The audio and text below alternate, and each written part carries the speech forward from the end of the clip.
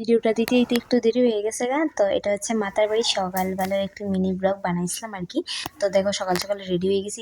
এই জামাটা আজকে 6 মাস হয়েছে, আয়না রেখে দিছি, অনেকটা লুজ এলেগে পড়তে পারি না, কিন্তু আমি সিলাইছি তারপর অনেকটা ঢিল, মানে বিরক্ত লাগতেছিল। একটা জামা পরে যাওয়ার কথা আসলে সেটা রেডি হয়েছিল না, তো এটাই পরে যাই গেলাম আর কি।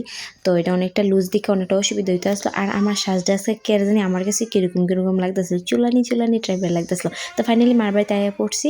তো এখন আমরা প্যারার দোকান থেকে প্যারা লইতে আসলাম।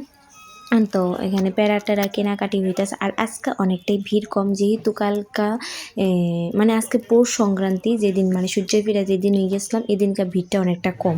তো কম দেখি গেছিলাম, কিন্তু তবুও মার যে গেটটা দর্শনে এত গ্যাদারিং, এত ভিড়, মানে আর কোয়ার মতো নয়। মানে যে মানুষটি এমন আছে না, ঠাকুর দীক্ষা গেছে না, যারা তেল হয় না, তো অন্য মানুষের মার দর্শন কেমনে পাইব।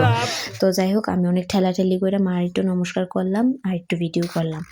তো এমনি এত লাইন নেই আজকে প্রসাদের। আমার হাজব্যান্ড তো যাইতে কইতাছে অনেক লাইন হইব, এত দেরি করছো। আমি কই মনে কইতাছি 1 ফুট আজকে লাইন হইতো না, আজকে 1 ফুটও ভিড় হইতো না। তো ঠিক এত ভিড়ও হইছিল না, এত লাইনও আসলো না, এত গ্যাদারিংও আসলো না। তো এখানে প্রসাদটা আমরা আগে তাড়াতাড়ি গিয়ে প্রসাদ লইয়া গিয়ে মারায়নও পুজো দিয়ে লাইছিলাম। পুজো দেওয়া হয়ে গেছে। তো এখন আমরা এসে শিব ঠাকুরের মার লগে যে শিব ঠাকুরের মন্দিরটা, এটাতেই নমস্কার করতাম। তো এখানে দেখো কি সুন্দর ফুল দিয়ে সাজাই রাখছে।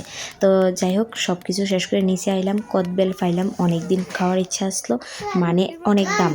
তো কদবেল মাখা নিয়ে নিলাম, ভর্তা আর কি তারা করে দিতাস। মাতার বাড়িটারে কত সুন্দর করছে, কি ভাল লাগতেছে দেখতে, তাই না? মানে মাতার বাড়ি থেকে বাইক গেলে ভাবি আবার কবে যাবো মার কাছে, মা ডাক পাঠাইলে যাবো। তো সবসময় মার বাড়ি কিন্তু কইয়া যাওয়ান যায় না। তো এই আর কি, অনেকদিন ধরে হয়েও আইতে পারি না, বাধা ফইরা জায়গা। তো আজকে ফাইনালি মার দর্শন পাইলাম, আইতে পারলাম, অনেক ভাল লাগতেছে। তো এত দাম দিয়ে খাইতেছি একটারই কারণ, কোনো সময় খাইছি না, তাই লইলাম আর কি মাখাটা।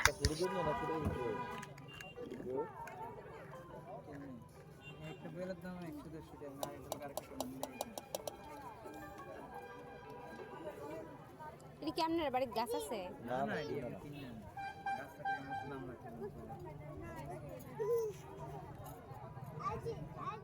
কদবেল খাওয়ানোর কবে দূরে ইচ্ছা মাতার বাড়ি খাওয়া যায়, আজকা খাইছি ফাইনালি। পাইছি যে বড় কথা না, যে দাম কদবেলের, বাপরে বাপ। এদ্র একটা কদবেল লইছি 120 টাকা নিছে। এরপরে এদ্র বড়টা 400-300 টাকা। মাতা মানুষের দাম দিকে যাইতেছে, কদবেলের ভর্তাটা কেউ খায় না। তবু একটা খাওয়ানো ইচ্ছে ছেলেগা লইলাম, খাইতে ঠিক আছে, বেশি একটা আহামরি না। বড়ুর ভর্তার মতন লাগছে, আমার বড়ুর ভর্তার মতন লাগছে, দারুণই, দাম বেশি।